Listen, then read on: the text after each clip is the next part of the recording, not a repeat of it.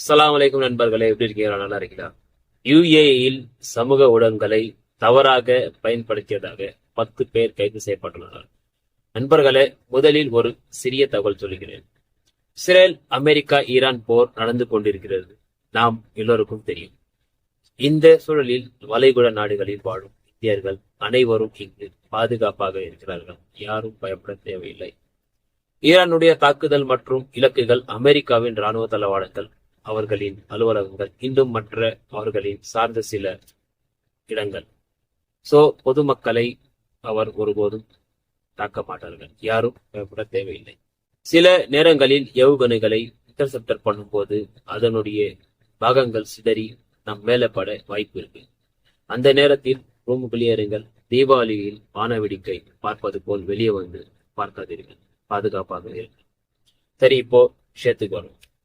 அதாவது நண்பர்களே, ஏஐ தொழில்நுட்பத்தை பயன்படுத்தி போலி வெடிப்பு வீடியோக்கள் மற்றும் முக்கிய கட்டிடங்கள் மீது தாக்குதல் நடந்தது போல காட்டும் வீடியோக்கள் துப்பாக்கி இணையதளத்தில் பகிர்ந்துள்ளன. சில வீடியோக்களில் யுஏஇ நகரங்களில் பெரிய தாக்குதல் நடந்தது போல காட்சிகள் உருவாக்கப்பட்டதால் மக்கள் மத்தியில் பயம் மற்றும் குழப்பம் ஏற்படும் நிலை உருவானது. இதனால் இது தேசிய பாதுகாப்பை பாதிக்கும் செயலாக கருதி அதிகாரிகள் உடனடியாக நடவடிக்கை எடுத்தனர்.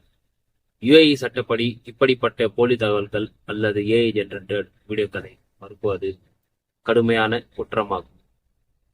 இதற்கு சிறை தண்டனையும் பெரிய அபராதமும் விதிக்கப்படலாம் என்று அதிகாரிகள் எச்சரிக்கை. இதேபோல் சவுதி அரேபியாவிலும் சில நாட்களுக்கு முன் உங்கள் எல்லோருக்கும் தெரியும், தமாம் ராஸ் தனுரா ஆயில் ரிஃபைனரி தாக்குதலுக்கு உண்டாகும் போது சிலர் வீடியோ எடுத்து சமூக வலைதளங்களில் பகிர்ந்தவர்களை கைது செய்தனர்.